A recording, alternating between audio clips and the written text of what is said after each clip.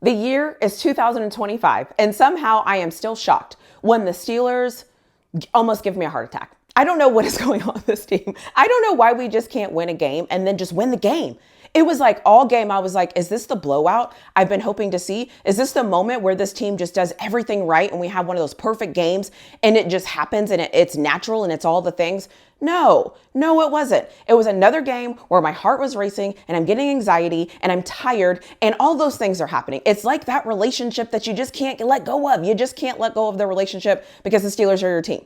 And we're 3-1. We won the game in Dublin. We did some really good things. I honestly, I was impressed by the offensive line today. I was so impressed by this offensive line that at some point I caught myself going, oh, have we figured it out? Have we figured it out? And I know it's one game. However, Minnesota's defense is good. And so for them to figure it out on this game, I loved that. I loved seeing our running game get going. That was tremendous to see. It was nice also to see DK just running down the field and being athletic and showing his athleticism.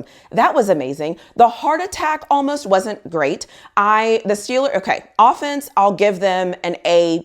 I'll give them an A- only because when they had that possession where we went for it on the goal line, I thought those 4 play calls were really bad. And I thought Aaron Rodgers should have done better things in that series. But hey, I'll take an A-. I'll take an A- for this offense with that offensive line any day of the week.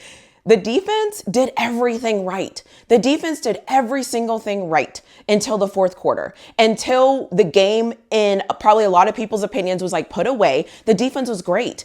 And then it wasn't. They give up a blown coverage. And for me, I'm frustrated because I'm like, okay, Austin, you see that our defense is playing lights out. You see that Carson Wentz is frazzled. You see that it's not going their way. And the way that you help the Vikings is you stop doing what you were doing to get there. That is so frustrating. So then you stop doing what you were doing to get there. And now we have players that are going down and rotating in and out. People are injured and they're not, and they're injured and they're not. And so our defense looks different. And our coach then also decides to start calling a different defense.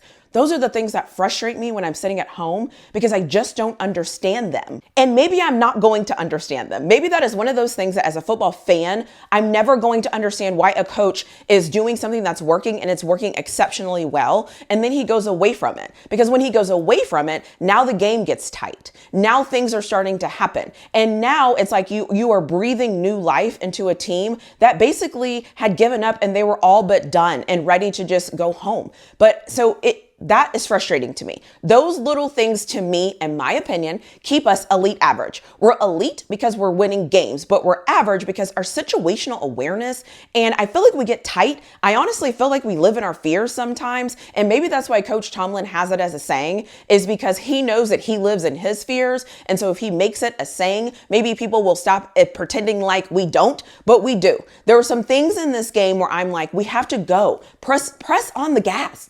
Be the aggressor. Be the team that is like, you're not going to beat us. We're going to dominate you. Keep going. Keep your feet on their necks.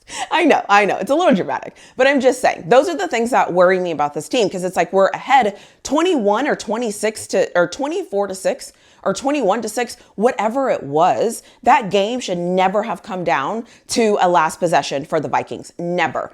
And shout out to Deshaun Elliott for showing up, making a play. Shout out to that pass rush for getting there. Shout out to that whole sequence just being wins for the defense. I know the interception was taken back. I know, all the things that were happening in that game. I felt like we got 2 turnovers that were taken back because I don't know what you think, but that Jalen Ramsey touchdown, I don't know. I don't know about that call, but whatever. It was what it was. The Steelers won the game. The Steelers are 3-1, and the Steelers have won the first quarter of football in 2025, and I will take that. Also, what was Pat Freiermuth doing on the blocked field goal? What was he doing? He wasn't doing his job. So what was he doing? What actually was he doing? The other thing I'll say is I think there were 4 toss plays, and if I have to accept toss plays when they're working, I will accept them when they're working. I will never accept them when they're not working. That's all I'm going to say. But the Steelers are on a bye week, and thank goodness, because we need to get healthy. Because if I look out there and see another corner, DB, safety, anybody getting hurt, I don't know what I'm going to do. So we're on a bye week. We're going on a bye week on a win, defeating a really good defense, having tremendous quarterback play, and the difference maker on this team, in my opinion, so far, has been Aaron Rodgers. And I'm happy that he's here. So shout out to us for being 3-1. Shout out to us for being 3-1.